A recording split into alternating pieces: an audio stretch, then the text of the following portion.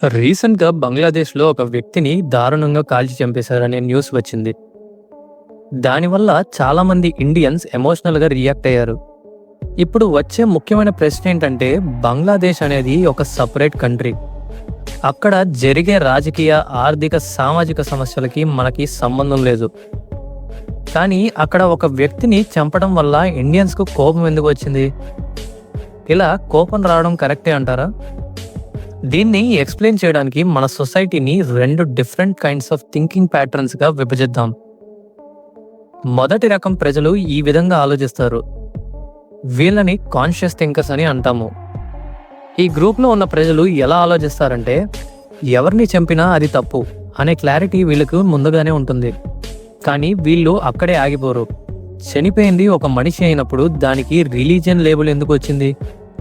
చనిపోయింది ఒక హిందువో, ముస్లిమో, క్రిస్టియనో కాదు. చనిపోయింది ఒక మనిషి అని వీళ్ళు గుర్తిస్తారు. ఉదాహరణకి గుజరాత్ రైడ్ జరిగినప్పుడు, శ్రీలంకలో హిందూస్ జెనోసైడ్ జరిగినప్పుడు, మణిపూర్లో అమ్మాయిల్ని నగ్నంగా పెరేడ్ చేయించినప్పుడు, మన దేశంలో క్యాస్ట్ డిస్క్రిమినేషన్, హానర్ కిల్లింగ్స్ మరి ఎన్నో రకమైన ఇబ్బందులు వచ్చినప్పుడు అప్పుడు ఈ రేంజ్ కోపం, ఈ రేంజ్ యూనిటీ ఎక్కడా అని వీళ్ళు అడుగుతారు.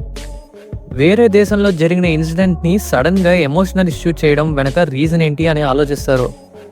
సొసైటీ ఎమోషనల్గా బిజీ అయితే అన్ఎంప్లాయ్మెంట్, ఇన్ఫ్లేషన్, గవర్నెన్స్ ఫెయిల్యూర్ గురించి క్వశ్చన్స్ ఆగిపోతాయని వీళ్ళకి తెలుసు. ఇండియాలో మాత్రం ఎమోషన్స్ని ఎంటర్టైన్మెంట్లా యూస్ చేస్తారు.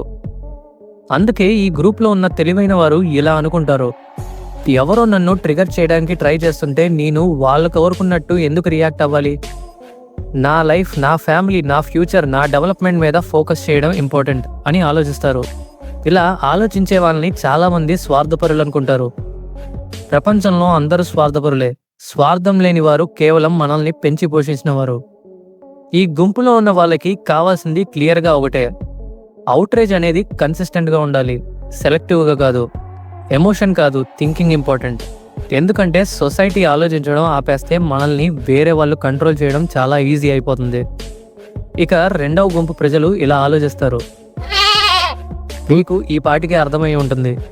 చివరికి నేను చెప్పేది ఏంటంటే, దేశం, మతం, ఐడెంటిటీ ఇవన్నీ మనుషుల్ని యునైట్ చేయడానికి వచ్చినవి, డివైడ్ చేయడానికి కాదు.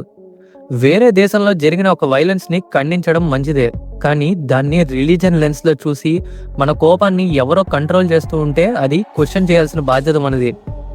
ఎప్పుడైతే మనం మతాన్ని కాకుండా మానవత్వాన్ని ముందు పెడతామో అలాంటి రోజు మన దేశం బాగుపడుతుంది. జనం మారరు.